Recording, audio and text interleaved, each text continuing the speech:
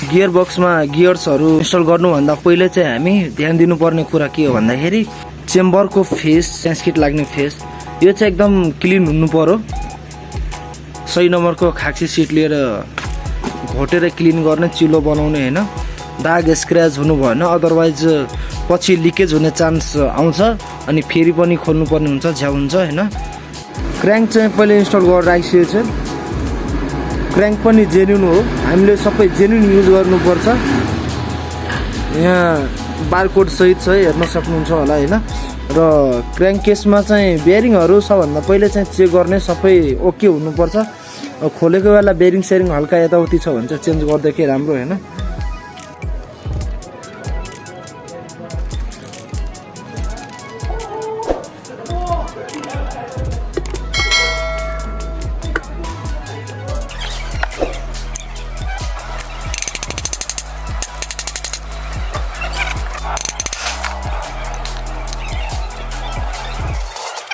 Main gear बक्सको यो दुईटा चाहिँ मेन हो हैन। अब यो चाहिँ कसरी राख्ने भन्दाखेरि सुरुमा हामी चाहिँ यहाँ यसरी हेर्न सक्नुहुन्छ, मिलेको मजाले मिलेको छ है। अब यो चाहिँ यसरी फिट हुन्छ। यो चाहिँ ठ्याक्कै अब कलर साइड जाने हो। यसरी यसमा चाहिँ लाग्ने यतापट्टिकोमा ठुलो बेरिङ भएको बेलामा हैन। अनि यो चाहिँ तपाईँको यहाँ स्पोकेट ड्राइभ सानो स्पोकेट लाग्ने, यो चाहिँ माथिपट्टि। यसको फान्डा के छ भन्दाखेरि यसको हेर्न सक्नुहुन्छ, यताबाट चाहिँ पुरै लक हुन्छ। यो चाहिँ निस्किँदैन। हामीले यो निस्किसके पनि तपाईँले यहाँ सबभन्दा पहिले यहाँ तलतिर यता लाग्ने एउटा वासर हुन्छ। यो चाहिँ पेनेनमा यो वासर निकालिसकेपछि सेकेन्डमा यो ठुलो पेनेन, त्यसपछि हाम्रो यो निस्किन्छ।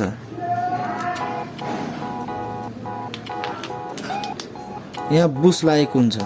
यो बुस याद गर्नु, यो बुस चाहिँ उल्टो हुनु भएन है, नभए यो पिनियन भित्रसम्म जाँदैन। यो बुस चाहिँ उल्टो भयो भने चाहिँ खासमा हामीले उल्टो राखे पनि यो पिनियन भित्र जाँदैन। त्यही भएर यो चाहिँ सुल्टै राख्नै पर्यो।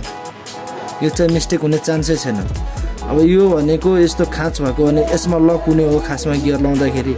सो यो चाहिँ यसरी यो सिफ्टिङ हुँदाखेरि यहाँ लक यसरी लाउने। सो हामीले यो बुझिसक्यौँ हैन। त्यसपछि अर्को कुरा, त्यसपछि यहाँ के छ भन्दाखेरि यो निकाल्ने। यो पनि निस्किसक्यो भने यहाँनिर पनि लक हुन्छ।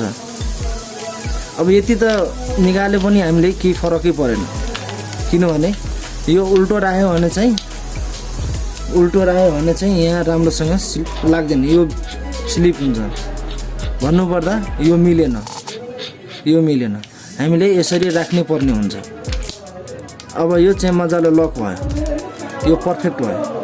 त्यसपछि हामीले यो बुस उल्टो राख्दा अघि नै मैले सम्झाइछु, यो मिल्दैन। यो यसरी राख्नु पर्यो यो बुस। त्यसपछि हामीले यो यसरी हाल्दा लकै लाग्दैन।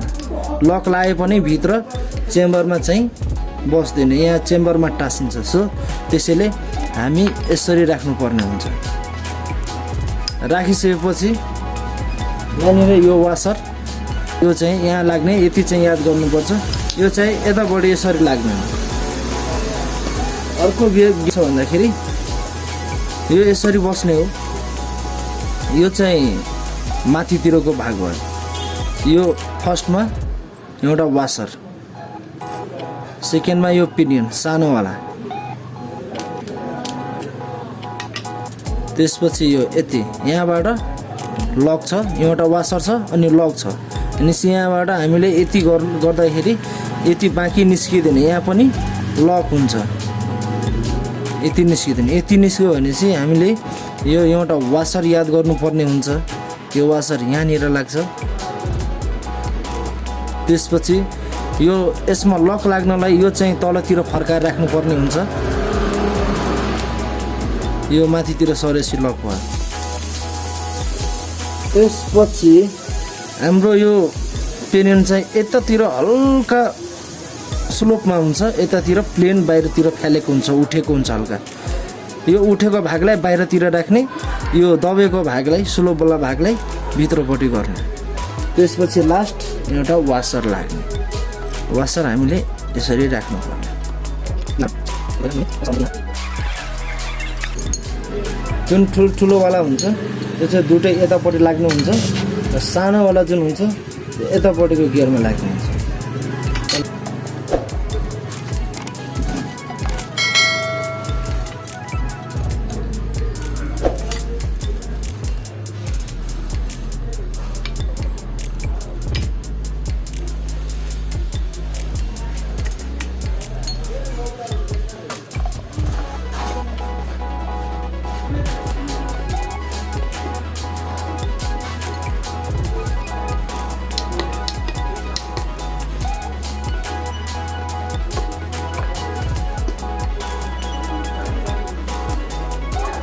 पछि यसरी मजाले हालिदिने।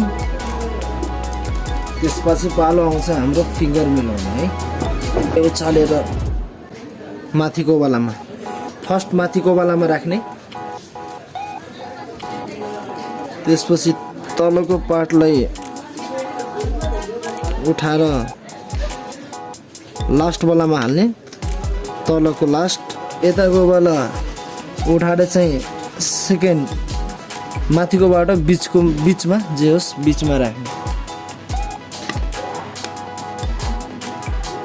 यसलाई उचालेर बिचको वालामा राख्ने। माथिको वाला चाहिँ माथिमा, तलको वाला सबभन्दा तलकोमा र यतापट्टिको जुन छ त्यो चाहिँ बिचमा। यो रड सानो र ठुलो हुन्छ है। ठुलोवाला चाहिँ यतापट्टिकोमा राख्ने र सानोवाला र स्प्रिङ लाग्ने खालको चाहिँ यतापट्टि राख्ने युज गर्ने।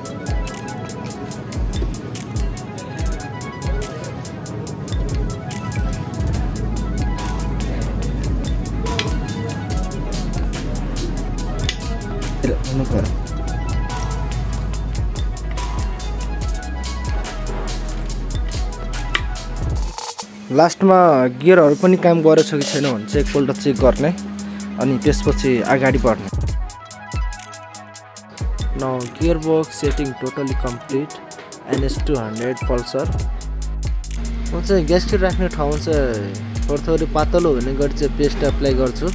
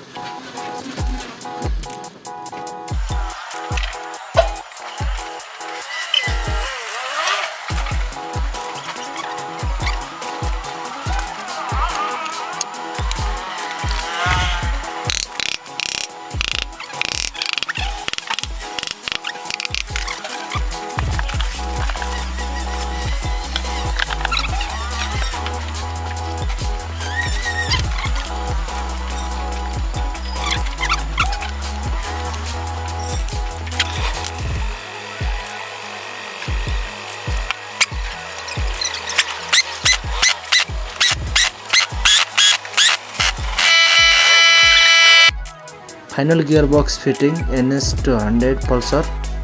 यस्तै भिडियोहरूको लागि च्यानल सब्सक्राइब गर्नुहोला र बेल आइकन क्लिक गर्नुहोला। यो भिडियो कस्तो लाग्यो लाइक र कमेन्ट अनिवार्य गर्नुहोला।